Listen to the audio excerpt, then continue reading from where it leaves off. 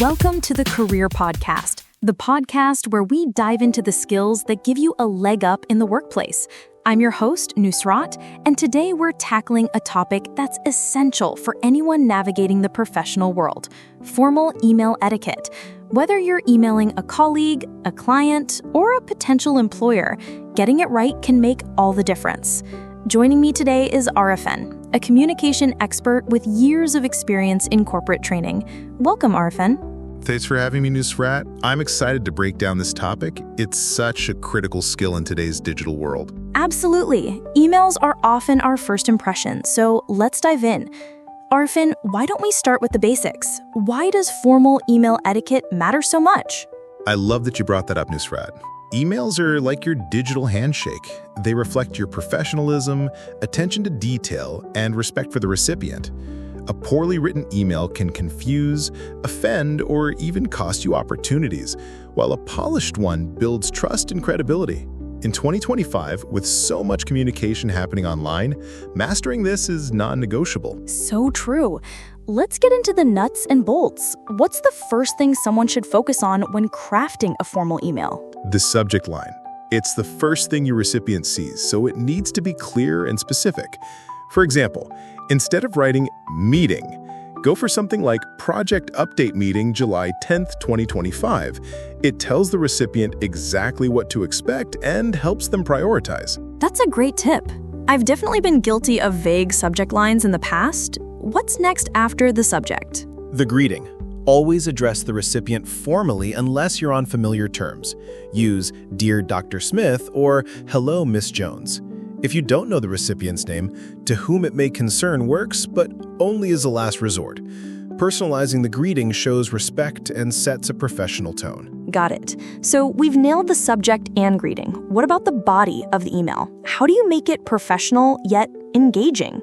The key is clarity and structure. Start with a brief introduction that states the email's purpose. For example, I'm writing to follow up on our discussion about the marketing campaign. Then use short paragraphs or bullet points to make your message easy to scan. Nobody wants to read a wall of text. And always include a clear call to action, like, please confirm your availability by Friday, or let me know if you need more details. I love the idea of bullet points for readability. Now, Arefin, I know tone can be tricky in emails. How do you strike the right balance? Tone is huge. You want to be polite, but not overly stiff, and professional, but not robotic. Avoid slang, emojis, or anything too casual like, hey, what's up? Instead, use phrases like, I appreciate your time, or I look forward to your feedback. It's about showing respect while keeping things human. Also, be mindful of cultural differences. Some cultures value more formal language than others. That's a great point about cultural sensitivity. Let's talk about the closing. How do you wrap up a formal email? A formal sign-off is key. Use something like sincerely, best regards, or yours faithfully, followed by your full name. If it's relevant, include your job title and contact info below your name. For example, best regards, Arefin Khan, corporate trainer, XYZ Consulting. Phone 1234-567-890. This leaves a professional impression and makes it easy for the recipient to reach you. So polished. Now, I'm curious, what's a common mistake people make with formal emails? Oh, easy. Skipping the proofreading step. Typos, grammar errors, or forgetting an attachment you mentioned in the email can undermine your credibility. Always double-check before hitting send. Another mistake is being too wordy. Keep it concise, respect the recipient's time. Guilty as charged on the proofreading front. What about responding to emails? Any etiquette tips there? Timeliness is critical. Aim to respond within 24 to 48 hours, even if it's just to say, I've received your email and I'll get back to you by date. This shows you're on top of things. Also, if the email is part of a thread, don't change the subject line unless the topic is shifted significantly. It keeps the conversation organized. That's super practical. What about sensitive information? How do you handle that in emails? I'm glad you asked that one. If you're sharing confidential info, include a disclaimer at the bottom like, this email contains confidential information and is intended solely for the recipient. Also, double-check that you're sending it to the right person. There's nothing worse than an accidental leak.